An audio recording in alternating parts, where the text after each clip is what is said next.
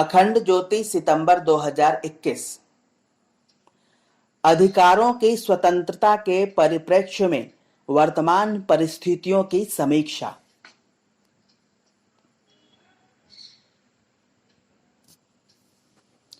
आधुनिक समय की महत्वपूर्ण देनों में से एक देन मानवीय स्वतंत्रता की है।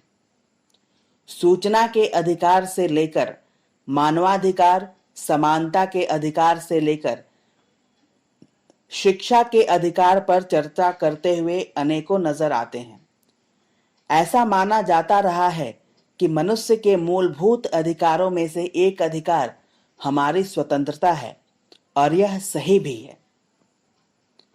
अधिकारों की इसी स्वतंत्रता के कारण राजनीतिक नेतृत्व बदल जाते हैं, अर्थव्यवस्थाएं परिवर्तित हो जाती हैं और जीवनोद्देश्य भी बदल जाते हैं। वैयक्तिक स्वतंत्रता मानवाधिकारों की रीढ़ कही जा सकती है, और वर्तमान परिप्रेक्ष्य में एक बार इस स्वतंत्रता के अंतर्निहित पक्षों की विवेचना आवश्यक हो जाती है। यदि आज के वैश्विक परिदृश्य को देखें तो हम पाएंगे कि अधिकांश स्थानों पर स्वतंत्रता का अर्थ अधिकारों की स्वतंत्रता से लगाया जाता है, पर जब इसी स्वतंत्रता के कारण अपेक्षित परिणाम निकलकर नहीं आते तो उस संदर्भ में शिकायतें करते अनेक लोग अक्सर देखे जाते हैं। उदाहरण के तौर पर, जब इंग्लैंड यूरोपियन यूनियन में रहे या न रहे, इस विषय पर तत्कालीन ब्रिटिश सरकार ने ब्रिटिश जनता के मध्य रेफरेंडम करवाया और उसमें लोगों ने अपनी भावना इस आशय के साथ व्यक्त की कि वे यूरोपियन यूनियन से ब्रेग्जिट के रूप में बाहर निकलना चाहते हैं, तो उस समय अनेक लोग अधिकारों की इस स्वतंत्रता पर प्रश्न चिन्ह लगाते दिखे। प्रसिद्ध जीव विज्ञानी रिचर्ड डॉकिंस ने तो यहाँ तक कहा कि ऐसे महत्वपूर्ण मुद्दों पर जनता की राय मांगने से पहले या उनको यह अधिकार देने से पहले उनकी बुद्धिमत्ता की और उनकी इस विषय विशेष में विशेषता की जांच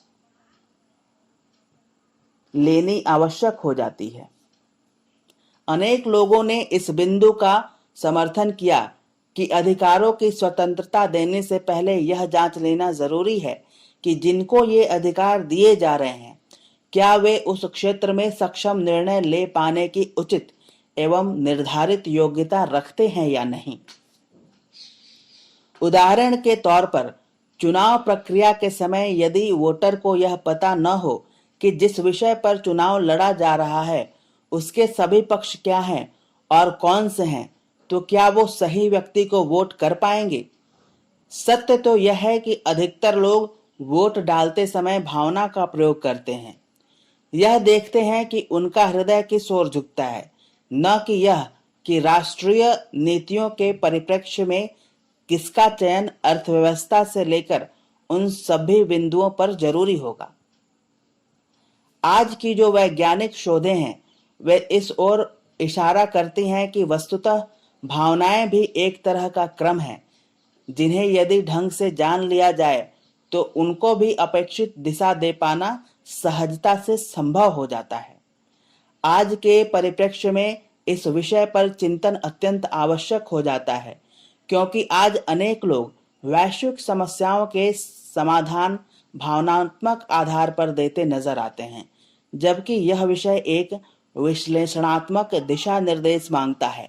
आवश्यकता ऐसे ही प्रयासों की है। समाप्त।